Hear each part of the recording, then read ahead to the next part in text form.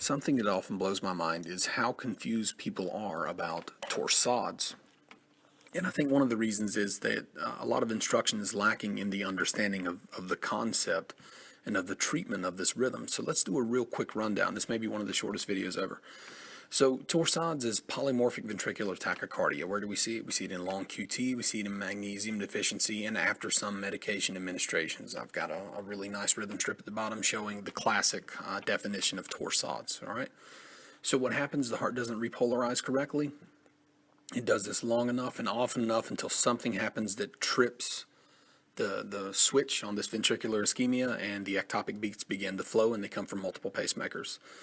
So here's the big thing. In any ACLS class I've ever taught, and in many of you guys too, this always becomes an issue. Well, do we shock torsades or do we administer magnesium? The answer is yes. All right. Shocking may reset the rhythm for the time being, and we hope it does, and it usually does. But torsades is going to come back. They went into this rhythm because of a voltage channel abnormality. They're going to go back in it until you fix that underlying cause. Magnesium is what's going to fix it. Now, magnesium works like a supervisor for your voltage-gated channels. It's going to facilitate the movement of things in and out of the cells, which allow that voltage to happen. Now, in long QTC, that's going to be a problem, right? Because it's taking too long to repolarize. The heart is taking too long to repolarize. So something is obviously wrong.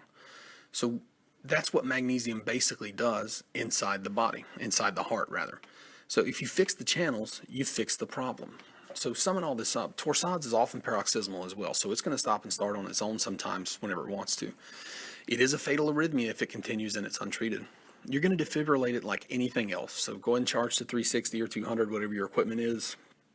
But administer magnesium at the same time, right? And if you've got a coding patient, you should have some help, or you should get some help. The reason we're going to give this magnesium is because the homeostasis inside the body is relative to the amount of chemicals inside of it, and as far as their ratios to each other. So to give you an example, whenever we have somebody who's overdosed on a calcium channel blocker, what do? We just give them more calcium. We didn't necessarily fix the calcium channels, but because there's a higher amount of calcium relative to the calcium channel blockers, we're getting more through. The same concept when someone has hyperkalemia, whether they're renal failure or whatever. The problem is not just that there's too much potassium, it's that there's too much potassium relative to not enough calcium for the amount of potassium in there. So we give them a gram of calcium. So whatever's causing the long QTC and causing this person to go into torsades, what we can do is administer the electrolyte that's going to make those channels function more smoothly. We're going to grease the wheels, so to speak. And then what that's going to do is facilitate a faster recharge, eliminate long QTC, and then allow the patient to survive long enough to go to be under a physician's care, and then determine the underlying cause and then get rid of it. And that, in a nutshell, is torsades.